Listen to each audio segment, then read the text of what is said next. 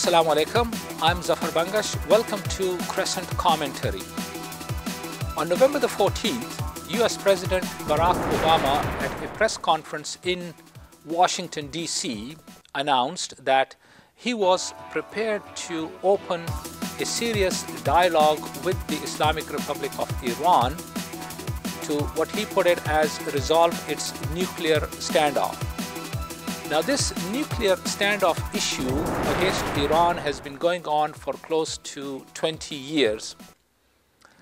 The US and its Western allies also accuse the Islamic Republic of Iran of undermining peace and stability in the Persian Gulf as well as the Middle Eastern region. What is the truth behind these allegations as well as Iran's nuclear program? Iran has always insisted throughout these years that its nuclear program is completely peaceful. In fact, the International Atomic Energy Agency, which is also very much influenced by the US, has never been able to find any evidence that Iran has diverted any of its nuclear material for anything other than peaceful purposes. So why all of this noise about Iran's nuclear program? In fact, we can go even further and ask this fundamental question as to whether the US hostility towards the Islamic Republic of Iran is based on Iran's nuclear program, which is completely peaceful, or there are other reasons behind it. After all, the US and the West have been extremely hostile to the Islamic Republic of Iran since the day of the victory of the Islamic Revolution in January, February of 1979. So for the first 10-12 years of the Islamic Revolution, there was no nuclear program that Iran was pursuing. So what was the reason for this Western hostility towards Iran?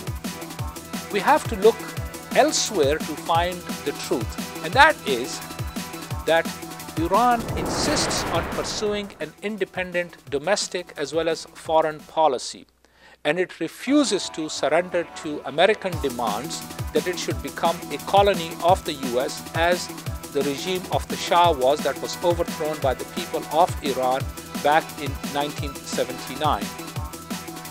Since Iran insists on maintaining an independent policy, since Iran insists on standing up on its own feet, this is something that the US and its allies would not tolerate. And they're afraid that the influence of Iran, of Iran's people, standing on their own feet is going to spread to other parts of the Middle East, as we have witnessed over the last couple of years, that people in the Middle East have risen, that they have taken their destiny in their own hands and consigned their oppressive rulers to the dustbin of history. It is this aspect of Iran that bothers the US. And so, as Obama claims that he wants to negotiate with Iran, the question we need to ask is whether Obama is really sincere.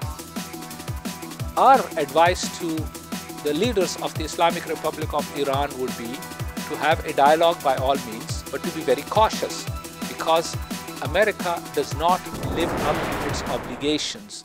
In fact, Western governments have never fulfilled their obligations unless they are forced by circumstances.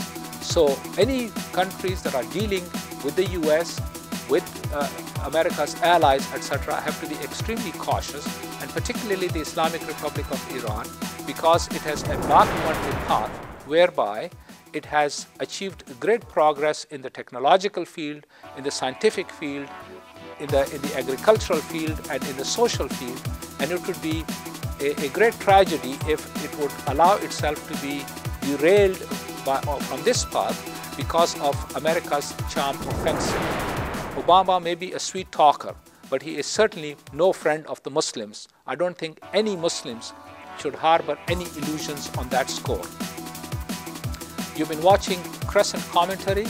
I'm Zafar Bangash. Thank you, and wassalamu alaikum wa rahmatullahi wa barakatuh.